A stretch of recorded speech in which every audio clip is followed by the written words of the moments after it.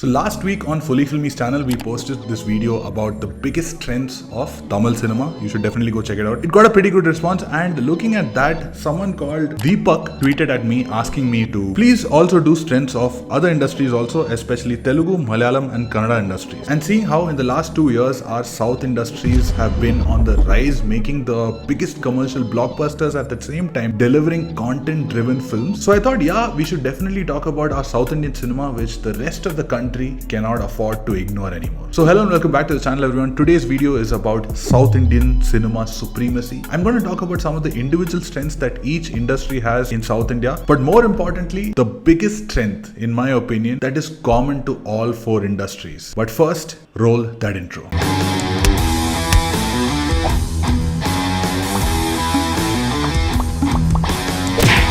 So with every southern industry, there are a few individual strengths. Telugu cinema is the GOAT when it comes to masala, larger than life storytelling. No one does mass like them. At the same time, Malayalam cinema is more content driven. It has a strong writing culture, an ecosystem of writers which allows them to create these rooted stories on a very tight budget. Tamil cinema is the perfect mix of Telugu and Malayalam cinema, delivering good content driven stories with commercial sensibilities. But one thing that sets Tamil cinema apart from the rest is the ability to make politically driven films. Right from the time of MGR and Karnanidhi, Dravidian politics has always influenced our cinema, and cinema has always influenced politics. And finally, we have Kannada cinema. I've only recently started discovering Kannada cinema, but one thing that really pops out at me is the value that they place on collaboration, on how they support each other's projects. Case in point, the triple R of Karnataka, Raj, Rakshit and Rishabh Shetty. If you watch this video of Rakshit hugging Rishabh after watching Kantara, you'll know what I'm talking about. And 100% I'm going to dive deep into each of these different industries in multiple videos, but in today's video, the one element that unites us, that one strength which is common to all four industries in varying levels, is the reason behind everything that's happening today. And that element is our single screen cinema culture.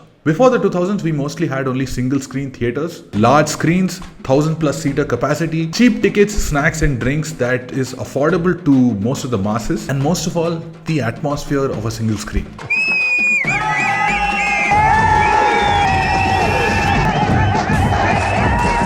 The single screen experience was our identity, and it's a feeling that you can't experience anywhere else in the world but India. That's why our films also used to be larger than life, filled with moments designed for the audience to not just watch but celebrate. And this was the case for all of India, but when the 2000s came along, this slowly started changing. The multiplex boom happened. Multiple screens, smaller auditoriums, luxurious seats, more premium, expensive snacks and drinks, and for theater owners and companies, it was a way to make more money from a single complex. For the audience, it was aspirational and it was a chance to elevate our lifestyle.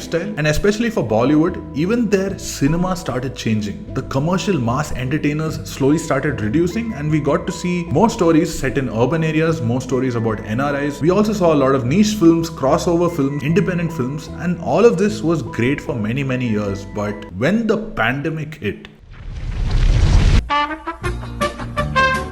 streaming platforms became a rage. A lot of that multiplex audience migrated to the OTTs. They started watching amazing content from all over the world at much lesser prices than the price of a movie ticket at the comfort of their home. And without this main target audience coming to the theaters, most Bollywood films have sadly started failing. Of course, there are many more reasons why Bollywood films are failing. I made an entire video about that also. You can go check it out here. But just in 2022, only 5 to 6 Bollywood films have recovered their budget or made more money than their production budget. But let's come back to us. In South India, even we saw a multiplex boom in the 2000s, but for some reason, we never let go of our single screen culture. Just take a look at this data from 2009. This chart is the statewide number of single screen theaters across India, and the 4 states with the maximum single screen theaters are Andhra Pradesh at 2809 screens, Tamil Nadu at 1546, Kerala at 1015 and Karnataka at 950. The only North Indian state to come even close to this range is Uttar Pradesh, which was at 970 single screen theaters, but the rest of the states are miles behind. But since 2009 to now, of course, lot of these single screen theaters have disappeared because of the multiplex boom. This number has easily come down by at least 30-40%, but even today, South India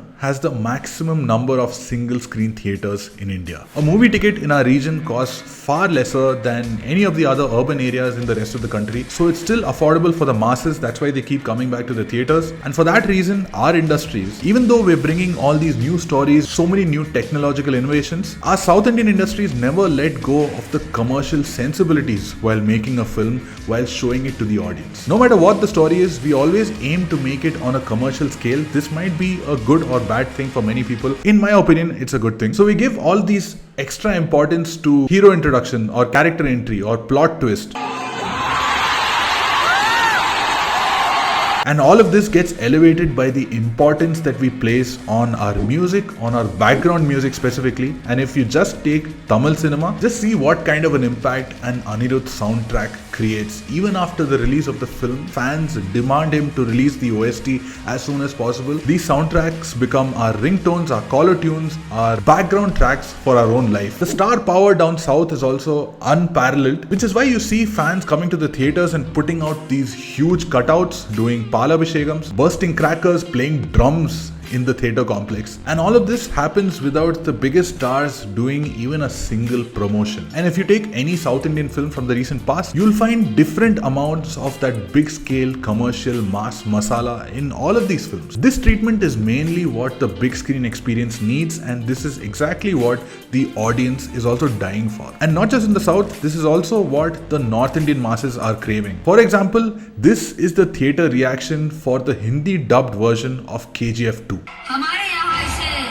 Rocky भाई के तेरे साथ। But mainstream Hindi cinema, at least most of it, is unable to give them this. Which is why even at the Hindi box office, most of the films that are working are the Hindi dubbed versions of South Indian films. A film like Kantara, made on such a small budget, crossed 80 or 90 crores just in the Hindi dubbed version, which is much ahead than 90% of straight Hindi films. So it's either Hindi dubbed films that are working, or they choose to remake our South Indian films. Just this year, we've already had so many remakes like Vikram Vedha, Millie, Hit, The First Case, Good Luck Jerry, Jersey, Bachchan Pandey. The list just keeps going. Just this week, first Drishyam 2 released, and thankfully it's one remake that is doing very well. Shahzada, which is the remake of Alavaikunta Puramulu, just dropped the teaser. Same with Bhola, which is the remake of Kaidi. Even the filmmakers there, very few filmmakers like Rohit Shetty, Rajkumar Hirani or Sanjay Leela Bhansali. Very few filmmakers there can make genuine commercial cinema, which is why even our directors are being hired to direct their films. For example, Shah Rukh Khan is getting Atlee to direct Jawan, along with Anirudh also making his Bollywood debut as music director. And of course, there's Triple R taking the rest of the world by storm. Right now, as we speak, Rajamouli is in the States. He's attending these screenings and events and award functions, and he's campaigning the film for you know what's going to happen early next year. Our southern industries, which were mostly ignored for so many years, are now being sought after for dubbed films, remake rights, directors, music directors, technicians, and our commercial sensibilities, which we never let go of. Because we never let go of the desire to entertain our core audience. Let me know if you agree or disagree with this opinion. Let me know what you think is the biggest strength of South Indian cinema or the individual industries within South Indian cinema. And once again, I'm making Tamil film related videos on Fully Filmy's channel. Go check it out over there. We are posting every video along with English subtitles, so it's not going to be a problem no matter where you come from. But for now, thank you so much for watching, and I'll see you next Friday. Whoa.